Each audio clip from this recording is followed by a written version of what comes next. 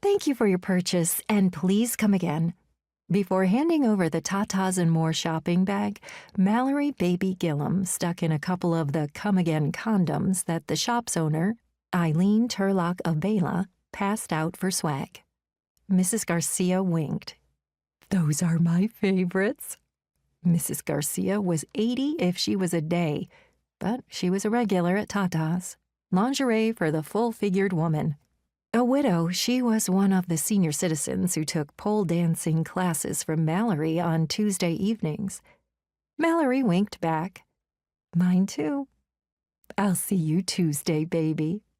Mallory smiled and wished for the 11th millionth time that the residents of Starlight Hill would stop calling her baby. It was getting ancient. But hey, give a guy a private lingerie show after hours and all of a sudden everyone's talking about you. This time, Mallory had learned her lesson. A few months ago, she'd given her date a private lingerie show during off hours and had been caught in the act by Sophia Jacobs, Eileen's stepdaughter. So stupid.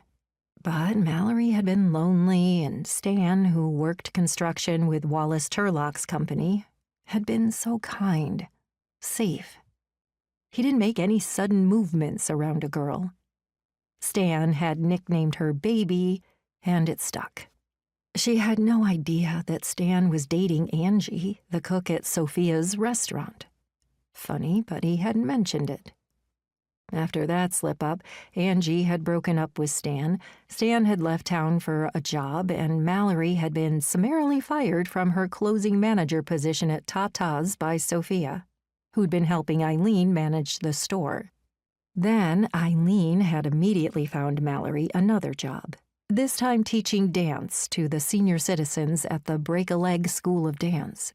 When she'd landed in Starlight Hills 6 months ago, she'd been running hard from a past that she wanted to see in her rearview mirror.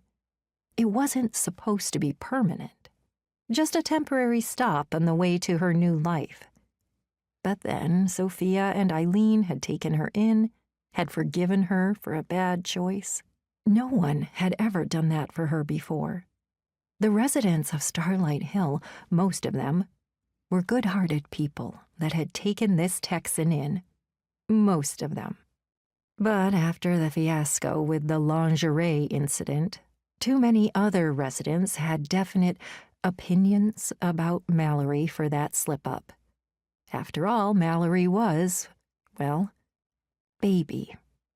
A co-ed from Dallas with a double major in dance and microbrewing. She figured she had a long road ahead.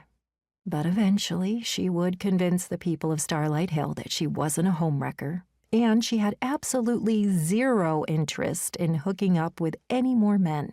She was taking a much-needed break until she could, if ever, find someone trustworthy. Now, Mallory was finally back at Tata's and taking full advantage of her employee discount.